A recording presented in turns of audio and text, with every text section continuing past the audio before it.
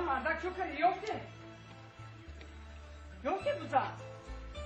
اگه بیوی او چی خیلی گو کرد یافته بوزا خیلی نگه کنو با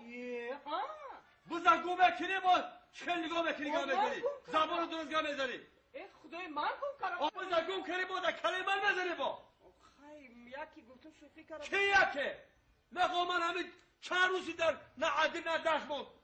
بوزا کودگه من شوخی بکنم با من چیکار کنم من گناهگارم خدا میخوانم بوزا زیاده آمدم دیدم منو میخواه نقشار کرد الان فرصت بده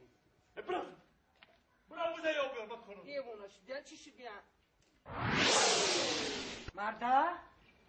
چی بگی؟ ای یافتو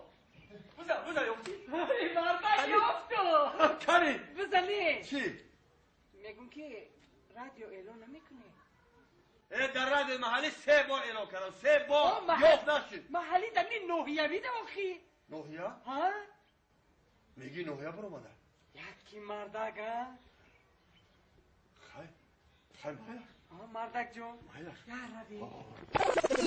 یا روی شوگر تیارم تیار؟ خانزن گوش کن بعد دیگه همین خبر تمام شد تمام شد آخر نمایش که تمام شد تگمچه زیر کن که گپی زیادی ефир ба наравад мана ин эълон наворам та ина як буздум шудагия хуб ми ина бад хон бади вайо бад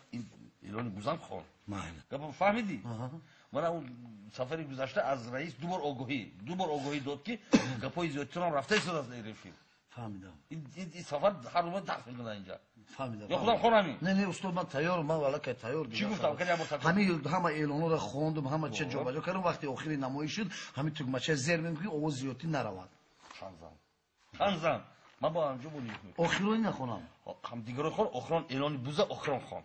فهمیدی خب خبر آیا دوام فیلمی حامیان اگر ترجمه شود در بازار و مغازه ها پیستالت پلاستماسی میمونده باشد یا نه؟ امروز بکوش چو میتوان کوش که آتش چو بلند شد جهان سوخت با کلچکه ها در جویبارهای شهر مثل ماهی سلکنان میگردند آیا کارکنان خواجگی آنها را با چنگک میقپیده باشند یا نه؟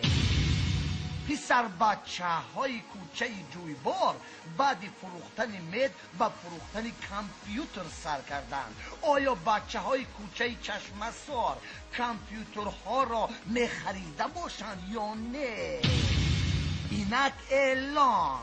مطلع هست که دروازه را زنجیر بند و همسایت را دوز نگیر و مقال بزرگ زیر کارد قصاب نرو که صاحبت را میجوید ساکن دهه قلوختپه شاغلی بوزی کبودی شاخچونگکی موی کبودش را گم کرده است کسی یابد کلان سال باشد توفه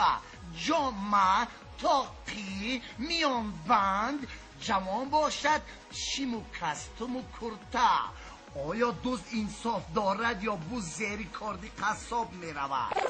میموری این بوز محکم بندی آخی ناشیدی شما کجا شد زیر کردین تو مچه